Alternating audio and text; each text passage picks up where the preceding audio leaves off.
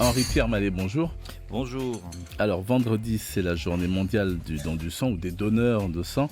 Le CTS, le Centre de transfusion sanguine, a en charge ici la collecte de dons de sang et la préparation ainsi que la distribution des produits sanguins qualifiés sur tout le territoire. Le centre hospitalier de Polynésie française, les cliniques et les hôpitaux périphériques. Alors ça fait que pour satisfaire toutes ces structures en approvisionnement, on a besoin de sang neuf, si j'ose dire. Vous avez besoin de combien de litres de sang exactement? Alors, j'ai pas fait le calcul en Vous l'avez pas litres. fait? Actuellement, on a à peu près 6000 dons par an. Un don de sang, quand on prend du sang, ce qu'on appelle le sang, c'est ce qu'on appelle le sang total. On prend tout le sang, ça dure 5 à 10 minutes. On prend une poche de sang qui fait entre 400 et 500 millilitres. Donc je vous laisserai faire le calcul, ça fera un petit exercice matinal. Ça Mais en réveille. tout cas, on a bien besoin de ces 6000 dons par an, qui sont, alors notons-le, la majorité des donneurs sont quand même des donneurs réguliers. Donc c'est pas 6000 donneurs. On a un quart de nouveaux donneurs chaque année, c'est bien, c'est pas suffisant. Oui. Il nous faut des nouveaux donneurs qui deviennent ensuite des donneurs réguliers. Faudrait Et donc c'est atteindre ça quel chiffre de là, donneurs? c'est à peu près En le chiffre nombre de d'équipe, mais ça nous donneurs, demande d'accord. beaucoup d'efforts. C'est ça la question. Et on aimerait que la population se rende compte qu'il y a des besoins permanents. On n'attend pas la crise, on ne crie pas au loup pour faire venir les gens. C'est tout le temps qu'on a besoin de ça. Alors, donner son sang, ce n'est pas que chercher à sauver des vies. C'est quoi le message que vous voulez faire passer à l'occasion de cette journée? La journée mondiale, c'est l'occasion de montrer que le don de sang est un acte généreux, est un acte utile, très utile, qui va sauver des vies, on l'a bien vu, pour des causes d'hémorragie, pas seulement d'accidents, d'accouchement, etc. Mais c'est aussi un acte individuel de générosité. On l'a remarqué, les donneurs sont des personnes très généreuses, très ouvertes sur les autres, et qui en fait font un acte qui va les satisfaire. C'est un acte de satisfaction. Les gens sont heureux de donner. Donc il faut passer ce cap de l'expérience douloureuse entre guillemets, parce qu'il y a la peur de l'aiguille classique, mais en réalité tous ceux qui ont connu cette expérience sont souvent prêts à recommencer. C'est quelque chose d'assez gratifiant finalement. Alors, la peur de l'aiguille, vous dites, mais d'une manière générale, quels sont les freins au don du sang? Pourquoi est-ce que l'on refuse de donner son sang le plus souvent? Ça, c'est un petit peu compliqué de rentrer dans la psychologie. Ce qu'on sait, c'est que les femmes donnent en général plus souvent que les hommes. Les premiers dons les jeunes sont assez généreux pour faire un premier don, mais ont du mal à revenir. Et puis, c'est plus les personnes de 30, 40, 50 ans qui vont revenir régulièrement.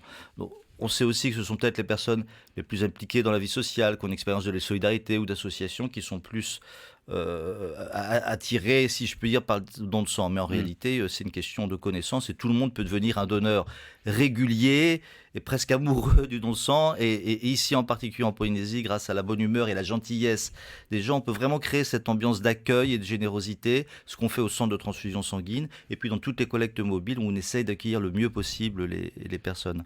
Oui, la moitié des dons ont été effectués en effet lors des collectes mobiles extérieures sur 64 sites différents. C'est dire donc l'importance de ce mode de prise de sang. C'est ce mode-là que vous avantagez le plus? Sur les collectes mobiles, oui. pas forcément, Pas non. forcément. C'est beaucoup plus de travail, de déplacement. Les conditions de sécurité peuvent être un tout petit peu moins bonnes, puisqu'on doit s'installer dans des locaux qui ne sont pas faits pour ça. Pour autant, ça vous permet de recruter de nouveaux médecins, d'être au plus proche des personnes, donc c'est important aussi. Maintenant, non, on aimerait dans l'idéal, évidemment, que les personnes viennent encore plus sur notre centre, d'elles-mêmes, plus à même de les accueillir. Maintenant, c'est vrai que ça demande un petit déplacement sur le Taoné, puisqu'on est au 2e étage du Taoné, effectivement. Alors justement, c'est peut-être l'occasion de dire ce qui va se passer vendredi exactement, donc au 2e étage. C'est ouvert à tout le monde? Tout à fait, bien sûr, au contraire. C'est ouvert à tout le monde. Donc 2e étage du centre hospitalier du Taoné, de 7h on va rester ouvert exceptionnellement jusqu'à 17h vendredi soir. Donc on sera toute l'équipe du CTS, médecins, infirmiers, agents d'accueil, avec des petits plus au niveau collation, des petits cadeaux, des petites choses comme ça, là, pour avoir une ambiance de fête. Ceux qui peuvent venir sont toutes les personnes en bonne santé, avoir 18 ans, moins de 70 ans et être en bonne santé au moment du don. Après, il y aura un entretien individuel avec le médecin systématique qui permettra de valider si les personnes peuvent donner. Il y a des contre-indications au don de sang, bien sûr, celles qui font que la personne pourrait pâtir du fait de donner son sang parce que pas en suffisamment bon état général, et puis celles où la personne pourrait être, même sans le savoir, parfois infectée par un microbe qui pourrait être transmis ensuite dans le don de sang. Et ça aussi, on doit le surveiller, bien sûr, pour la santé du receveur. Est-ce qu'il est déjà arrivé que la Polynésie française se retrouve dans une situation critique, j'allais dire presque de pénurie de poches?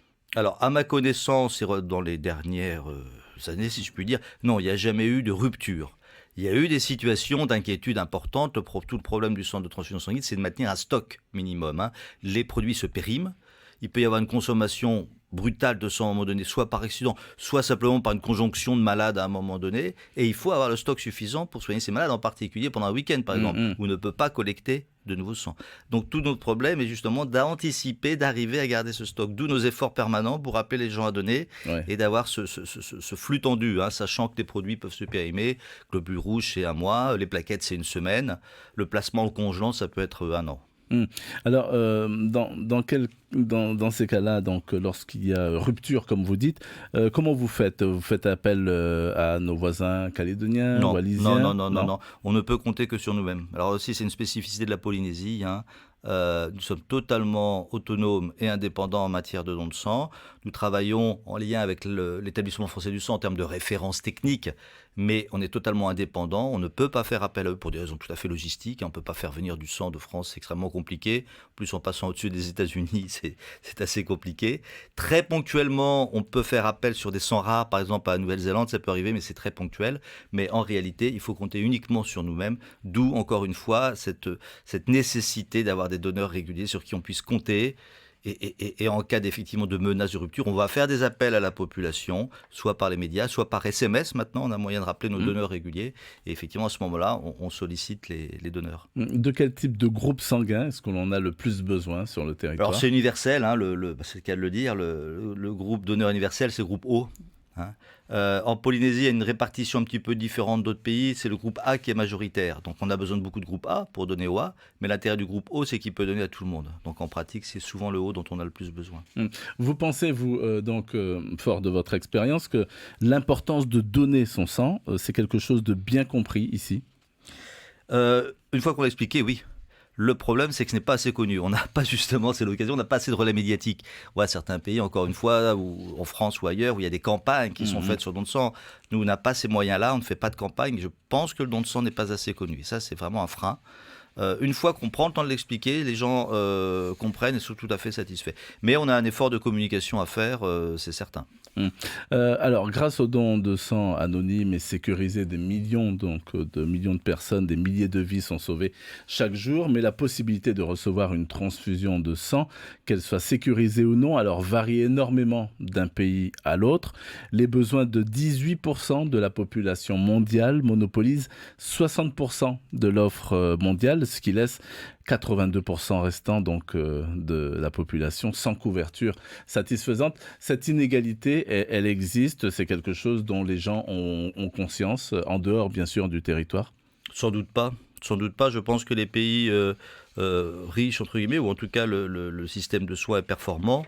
Les gens ne se rendent pas compte qu'effectivement le don de sang pour la plupart des gens c'est naturel, on a sa transfusion, on a besoin, c'est naturel, on ne se rend pas compte effectivement de tout le travail qu'il y a derrière, et bien des pays sont incapables de fournir ces besoins, sans compter, comme vous l'avez dit, qu'évidemment on doit sécuriser le sang. Il ne s'agit pas de transfuser du sang dangereux pour les personnes. Donc ça veut dire, nous ici par exemple, tous les sangs que l'on prélève, en plus de l'entretien préalable, il y a des tests, des dépistages qui sont réalisés sur le sang. Et ça coûte cher, bien sûr. Et on a la chance, encore une fois, d'avoir ce dispositif en Polynésie. Il faut qu'on le maintienne et il faut que tout le monde y participe. D'accord. Dans les îles, ça se passe comment? Alors, dans les îles, ça se passe de deux manières. Il y a certaines îles où il y a des dépôts de sang, sur Moorea, sur Taiohae et sur les îles souvent sur Ayatea.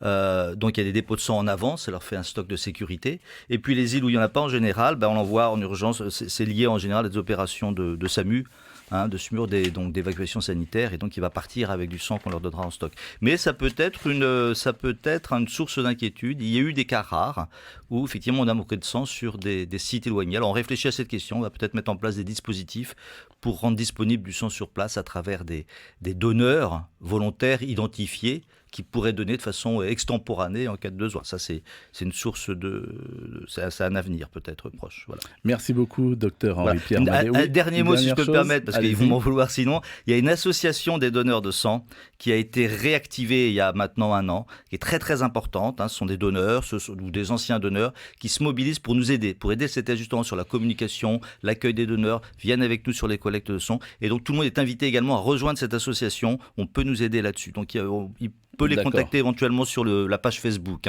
On a Don du sang en Polynésie, qui est une page Facebook dédiée au don du sang. D'accord. Et l'association pourra répondre là-dessus. D'accord. Et j'imagine que les membres ou certains de cette association seront présents vendredi. Tout à fait. Vendredi, on aura les membres de l'association, moyen de s'inscrire à l'association.